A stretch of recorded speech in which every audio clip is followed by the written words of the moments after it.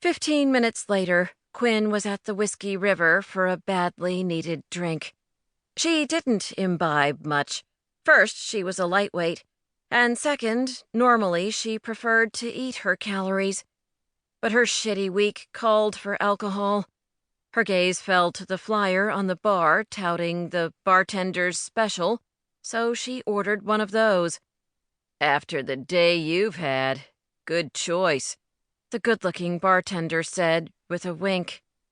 She resisted covering the large red bee stings she knew still stood out in the middle of her forehead and turned to take in the crowd.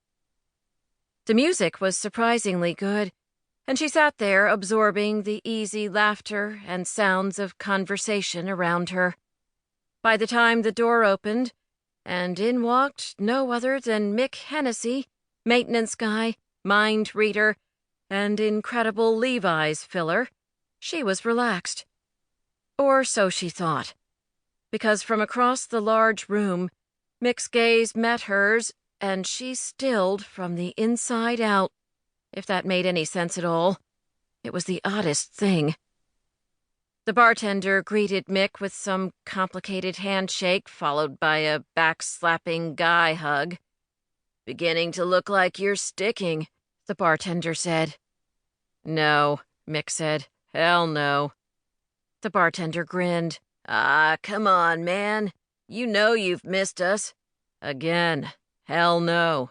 Take it back and first round's on me." Mick slapped some bills on the bar, and the bartender sighed dramatically. Mick's gaze locked on Quinn as he headed her way. "Sticking?" she asked, admittedly curious about him. He shrugged. "Long story." "Yeah?" "Yeah. And it's one I don't want to tell any more than you want someone to ask you about that sting on your forehead." "Touché." She lifted her drink in a silent toast. He touched his beer bottle to her glass and said, "When I walked in, you were staring into the bottom of your drink like you were searching for the answers to the mysteries of the universe." "There should be a warehouse where you could buy the answers," she said. "Preferably in Hawaii, 'cause that'd be nicer than, say, Toledo, you know?" He studied her, and then slowly nodded. "I do know. I also know that you could use some food." What she could use was a night of wild, passionate, up-against-the-wall sex with a man who'd make her forget her upside-down life. But she managed to keep that thought to herself. "Let's move to a table," he said, standing, looking, hell, hot as sin and just as irresistible. She bit her lower lip. "You should probably know something about me." "I'm all ears." "I'm not doing the whole guy thing right now." "How about pizza?" he asked, cocking his head with a smile. "Are you doing the pizza thing?" Damn it. The way to her heart was pizza. And maybe also that incredible smile he was sporting.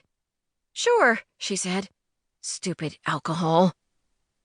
He picked up his drink and hers and gestured with a head nod to an empty table. The waitress came over with another round.